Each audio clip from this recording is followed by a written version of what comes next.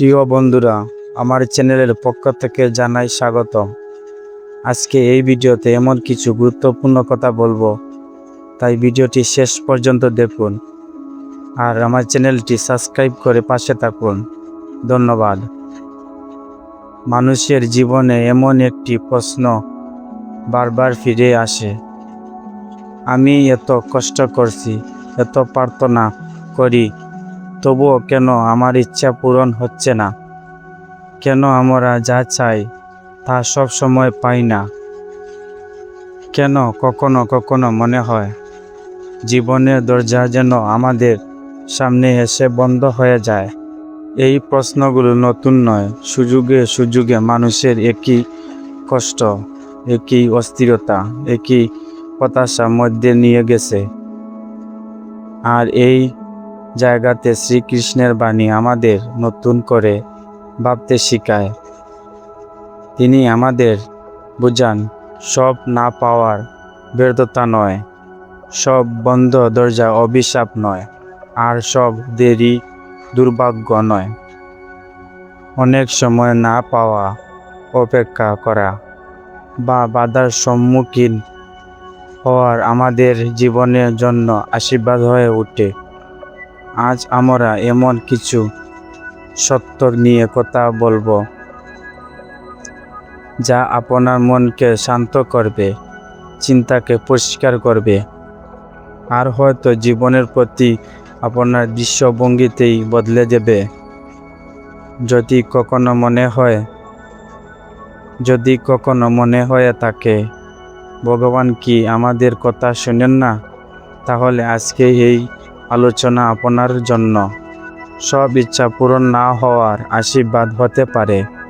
মানুষের ইচ্ছা থাকবে, এটাই স্বাভাবিক। আমরা ভালো কিছু চাই না, সম্মান চাই, অর্থ চাই, সাফল্য চাই। ইচ্ছা থাকলে তার সঙ্গে সঙ্গে পূরণ হয়ে যেতে হবে এমন কোনো নিয়ম নেই, কারণ সব ইচ্ছা আমাদের কল্যাণের জন্য হয় না। অনেক সময় আমরা যা চাই তা আমাদের অজ্ঞানতা থেকে চাই। কখনো চাই অহংকার থেকে, কখনো চাই অন্যকে হারানোর লোভ থেকে, আবার কখনো চাই কেবল অস্থিরতা থেকে। অনুভব, একটি শিশু যদি আগুনকে সুন্দর মনে করে সেটাকে ছুঁতে চায়, তাহলে তাকে আগুন ছুঁতে দেওয়া কি ভালোবাসা? না, তাকে থামিয়ে দেওয়াটাই ভালোবাসা। তেমনি জীবনের কিছু জিনিস না পাওয়ার মানে এই নয় যে ঈশ্বর আপনাকে বঞ্চিত করছেন। অনেক সময় তিনি আপনাকে রক্ষা করছেন এমন কিছু থেকে যার ফল আপনি কখনো বুঝতে পারেন না। আমরা সাধারণত না পাওয়াকে ক্ষতি মনে করি, কিন্তু পরে সময় প্রমাণ করে সেটাই হয়তো আমাদের পতনের কারণ হতে পারে। যে সম্পর্ক ভেঙে গেছে সেটাই হয়তো বড় প্রতারণা থেকে বাঁচিয়েছে। যে চাকরি হয়নি সেটাই হয়তো ভবিষ্যতের আরো বড় সুযোগের প্রস্তুতি ছিল।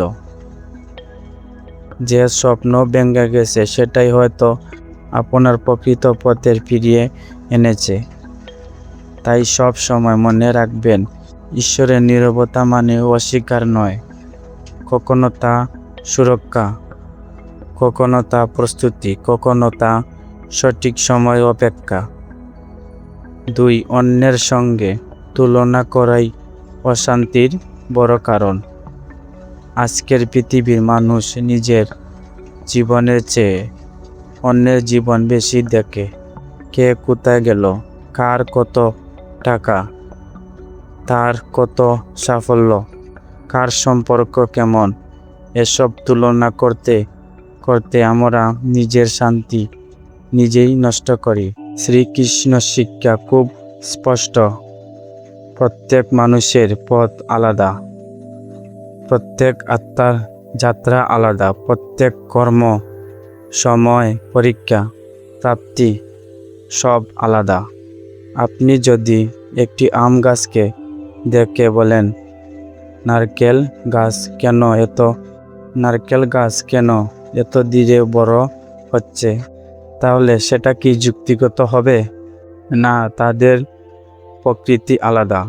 তেমনি আপনার জীবনের গতি আর অন্যের জীবনের গতি এক হবে না। অনেক সময় আমরা অন্যের ফল দেখি, তার নিগুম রাত দেখি না, তার ব্যর্থতা দেখি না, তার কান্না দেখি না, শুধু বাহিনিক সাফল্য দেখে নিজের জীবনকে এই তুলনা ধীরে ধীরে কৃতজ্ঞতাকে মেরে ফেলে। আপনার জীবন, আপনার শাশ্বত প্রতিভা সব কিছুই যেন ছোট্ট মনে হয়।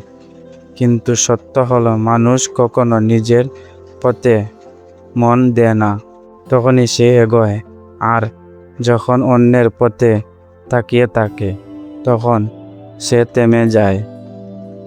তাই আজ থেকে সিদ্ধান্ত নিন, আমি আর কারো সঙ্গে নিজের তুলনা করব না। আমি আমার গতিতে চলব। আমি আমার পরিশ্রম, আমার প্রার্থনা, আমার উন্নতি এসবের উপর মন দেব।